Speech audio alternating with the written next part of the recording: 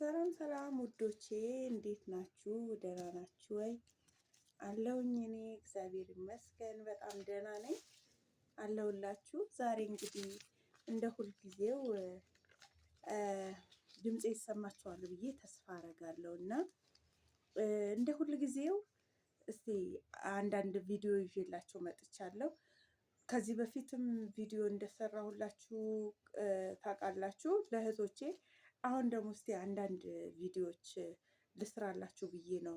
ጥቅም ማለት የሚጠቅም ማለት ነው። ለእናንተ ይጠቅማችኋል ብዬ ያሰብኩትን ነው ማሳያችሁ። እነዚህ እንግዲህ ብሮች ታውቋቸዋላችሁ። የኢትዮጵያ ብር 200 ብሮች ናቸው። አታውቁትም ብዬ ሳይሆን ይሄንን ማሳያችሁ ግን ትምህርት እንዲሆናችሁ ነው ይሄንን እያሳየኋችሁ ያለሁት እና እኔ በምን ስራ ላይ እንደተሰማራሁ መቼስ ታውቁታላችሁ። ቪዲዮን እስከ መጨረሻ በማየት ተባበሩኝ እና ላይክን በማድረግ ተባበሩኝ እህት ወንድሞቼ። ምክንያቱም ያው እንደጀመርኩት ዩቱብ እንደጀመርኩት አይደለም ቪዲዮ እየሄደልኝ አይደለም እና እስቲ እናንተ ቪዲዮውን ስታዩ ላይክ እና ሼር በማድረግ ተባበሩ ማለት ነው። ይሄ የምታዩት የኢትዮጵያ ብር እንግዲህ በአሁኑ ሰዓት ዋጋ እንዳጣ ታውቁታላችሁ። እጅግ በጣም ዋጋ አጥቷል እና ይሄን እንግዲህ እንደምታዩት እዚህ ጋር ይሄ አታዩትም? ይሄኛው ይሄ 200 ብር ይኸው እዚህ ጋር ደግሞ 100 ብር ይኸው እዚህ ጋር አለ ማለት ነው። ያው እዚህ ጋር 100 ብር አለ። እዚህ ጋር ደግሞ እንደምታዩት ያው 50 እና ምንድነው የሚባለው 10 እንደገና ደግሞ 5 አለው። ግን ገነት ምን ነው ይሄን አክል ለብር ማስታወቂያ ነው የመጣሽው እንዳትሉ። ምን አለ መሰላችሁ ይሄ ሁሉ ብር እኔ ሰርቼ ነው ያመጣሁት። ቢያንስ ወደ 10 ምናምን ወይ 20 ይጠጋል ይሄ ብር። አያችሁት? እኔ ይሄ ሰርቼ ነው ያመጣሁት። እንደምታውቁት እኔ የምሰራው የእንጀራና እንጀራ ጋግሬ የራሴ ሱቅ ባልትና ሱቅ አለኝና ባልትናዋ ትንሽ ናት። ግን ባልትናዋ ላይ እንጀራ በመሽጠት አምባሻ በመጋገር ትንሹ አምባሻ በመጋገር ቆጮ ትዕዛዝ በመቀበል ቆጮ በመጋገር እንደገና ደግሞ የሽንኩርት መፍጫ አለኝ። እሱን ደግሞ በዓል ጠብቆ የሆነ ሽንኩርት በመፍጨት እንደዚህ አይነት ነገሮች ነው። በነገራችን ላይ ስራ የምሰራው እኔ ሽንኩርት መፍጫ አለኝ፣ ሽንኩርት ፈጫለሁ። ዳቦ መጋገሪያ አለኝ፣ ዳቦ ጋግራለሁ። እንጀራ ጋግሬ እሸጣለሁ። እንደገና ደግሞ ባልትናዎቹ በጣም ንጹህ የሆኑ የባልትና ውጤቶች እሸጣለሁ። እንግዲህ ባልትና አዘገጃጀቱ ከዚህ በፊት ፖስትቼላችኋለሁ። እንዴት እንደሆነ ሱቄን አሳይቻችኋለሁ።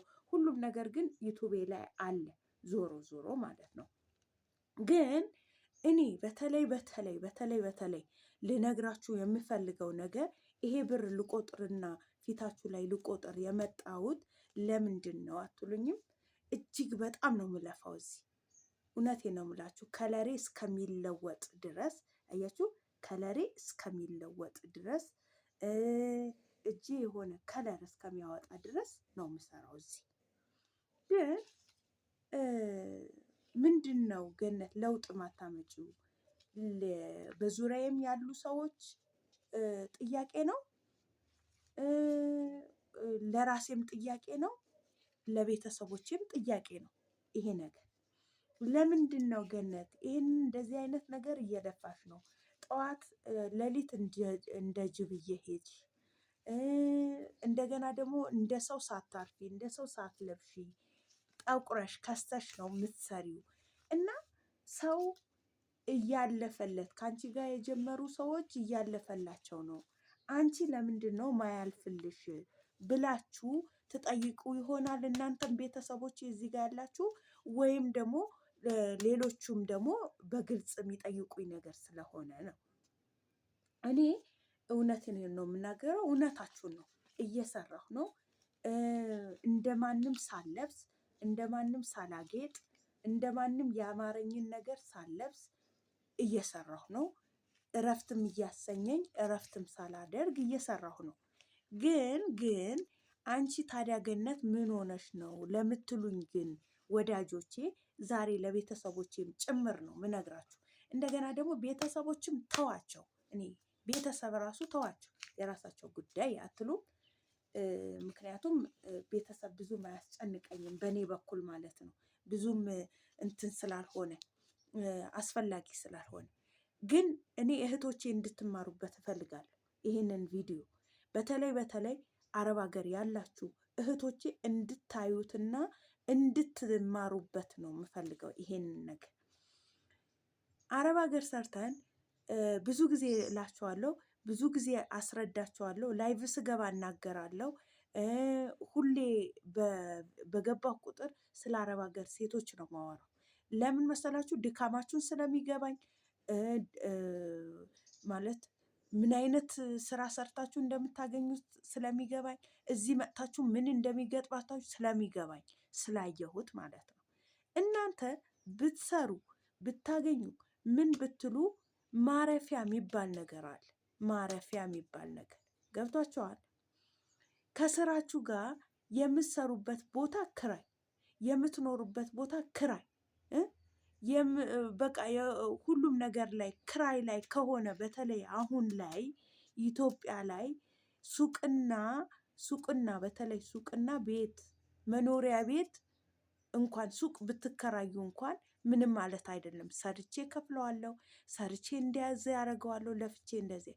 መኖሪያ ቤት ክራይ፣ ሱቅ ክራይ ምናምን ምትሉ ከሆነ ያ የምትሰሩት ነገር ዋጋ አያገኝም። ተመልሶ ወዴት ነው የሚሄደው? ወደ ቤት ክራይ ነው የሚሆነው። ወደ ቤት ክራይ ነው የሚሆነው። ይሄ እንደምታዩት ይኸው እየቆጠርኩ ነው። አመጣለሁ፣ እቆጥራለሁ። ገብቷችኋል? አመጣለሁ፣ እቆጥራለሁ። ግን ይሄ የቤት ክራይ የሚባል ነቀርሳ ካለባችሁ ግን ይሄ የቤት ክራይ የሚባል ይሄ መልክ የሌለው ሴጣን ሲጀመር መልክ የለውም። ይሄ ግን የቤት ክራይ የሚባለው አሲድ ግን ካለባችሁ ሰው አትሆኑ። እኔ እሰራለሁ፣ የቤት ክራይ ነው። እሰራለሁ፣ ለቤት ክራይ ነው። እሰራለሁ፣ ለቤት ክራይ ነው። ገብቷችኋል? እለፋለሁ፣ ለቤት ክራይ ነው። ወደኋላ ማረገው ነገር የለም። ገብቷችኋል? ነገ መውደቅ አለ። ነገ ገብቷችኋል? ሁሌ ይሄን ኤነርጂ አይኖረንም። ሁሌ ይሄን ጉልበት ላይኖረኝ ይችላል። በፊት ከነበርኩበት ራሱ አሁን ላይ ትልቅ ልዩነት ነው ያለኝ እኔ ማለት ነው። ገብቷችኋል? ትልቅ ልዩነት አለኝ። የበፊት ጉልበቴ አሁን አለ ወይ ብትሉኝ የለም፣ አውቀዋለሁ፣ የለም። ስለዚህ እኔ የምላችሁ ነገር እህቶቼ፣ በታቻላችሁ ነገር አረብ ሀገር የምትሰሩ፣ በተለይ እኔ አሁን ፎከስ ማድረገው ወደ እናንተ ስለሆነ ማለት ነው። የምትሰሩት ነገር ካለ ማረፊያ ነገር ይኖራችሁ። የቱም ሰርታችሁ የትም ትገባላችሁ ቤታችሁ። ቢደክማችሁ ታርፋላችሁ። ስራ ባይኖር የሆነ ነገር ስራችሁ ላይ ራሱ ውጤታማ ባትሆኑ ማረፊያ ካላችሁ የሆነ የራሳችሁ የጉሮሯችሁ የሚሆን ነገር የሆነ ነገር ሰርታችሁ ትገባላችሁ። ምንም ማለት አይደለም። ገብታችኋል? እኔ ግን ምላችሁ ነገር ለቤተሰብ ብላችሁ ምንድን ነው ከእንትናችሁ ከአይምሯችሁ ካላችሁ ብር አንሶ አይምሯችሁ በጭንቀት የሚሞት ብዙ በጭንቀት የምትሞቱ በጭንቀት በጣም የምትታመሙ እህቶቼ ስላላችሁ ነው። ለቤተሰብ ማለት ይብቃችሁና ለራሳችሁ ማረፊያ ነገር ያዙ። የፈለገ ቦታ ይሁን፣ ያላችሁበት ቦታም ይሁን ማረፊያ ነገር ካላችሁ ያ ቦታ ገጠር እንኳን መኖር ቢያስጠላችሁ፣ ገብቷችኋል? ገጠር እንኳን መኖር ቢያስጠላችሁ እዛ ታከራዩትና ከተማ ላይ በዛ ክራይ መኖር ትችላላችሁ። እኔ እንደዛ ነው ምላችሁ። ገነት እውነት እኔ በጣም ምርር ስላለኝ ነው የምነግራችሁ። ገብቷችኋል እንዴ? እስከ መቼ ድረስ ሰው ሀገር? እኔ አሁን ሲመረኝ ምነው የመጣሁበት ሀገር ተመልሼ ልሂድ እንዴ እላለሁ። ግን ማትሄዱበት ተመልሳችሁ ማትሄዱበት የራሳችሁ የሆነ ምክንያት አላችሁ። እኔ እውነት ለመናገር የራሴ የሆነ ምክንያት አለኝ። በእርግጥ ግን ሄዳችሁም ደግሞ ጉልበት ይፈልጋሉ። አረብም ቢሆን ጉልበት ይፈልጋል። የሞተ ጉልበት እሱ ምን ያደርግለታል? እንደ እንዝርት የምትበረዋን ነው የሚፈልገው አረብም ቢሆን ገብቷቸዋል። እኛ ግን እዚህ በቃ እኛም ሳንሆን እዛም እየደከምን ነው፣ እዚህ መጥተን እየደከምን ነው። ግን መጨረሻችን እግዚአብሔር ያሳምረው። ይሄ ሞት የሚባል ነገር እኮ አይቀርም፣ ሁላችንም ጋር ያንኳኳል፣ ይመጣል። ግን እስከሚመጣ ድረስ ይሄ ሞት የሚባለው ነገር እስከሚመጣ ድረስ ግን የሆነ እፎይ የምንልበት ነገር ማረፊያ ያስፈልገናል። በቃ ፖይንት ይሄንን ነገር ነው ልነግራችሁ የምፈልገው። ገብቷችኋል? ስለዚህ እህቶቼ እባካችሁን የሰራችሁበትን ጠበቅ አድርጋችሁ ያዙና ተባብራችሁ እንኳን በህብረት እንኳን መስራት የምትችሉበት አጋጣሚ አለ። በአሁን ሰዓት ኮንዶሚኒየም የሚባል ነገር አለ። በአቅማችሁ እሱን መግዛት ትችላላችሁ። ስለዚህ ወደኋላ አስቀሩና ልፋታችሁ ከንቱ እንዳይሆን፣ ድካማችሁ ከንቱ እንዳይሆን በእንደዚህ አይነት ነገር ስሩ ነው የምላችሁ ውዶቼ። አትሞኙ።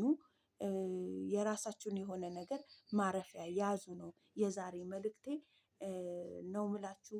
እንግዲህ ሁል ጊዜ ከእናንተ እንግዲህ ወደ እናንተን ከመናገር ወደኋላ አልልም። ለእኔ ከደረሰብኝ ነገር አንጻር ነው እያልኳችሁ ያለሁት። ሰላማችሁ ይብዛ። ተጠቀሙበት፣ በእድሜያችሁ ተጠቀሙበት። ስራ በምትሰሩበት ማረፊያ ነገር ያዙ፣ ሁሌ ማረፊያ ያዙ ብዬ ነው እኔ እየጮህኩ ያለሁት።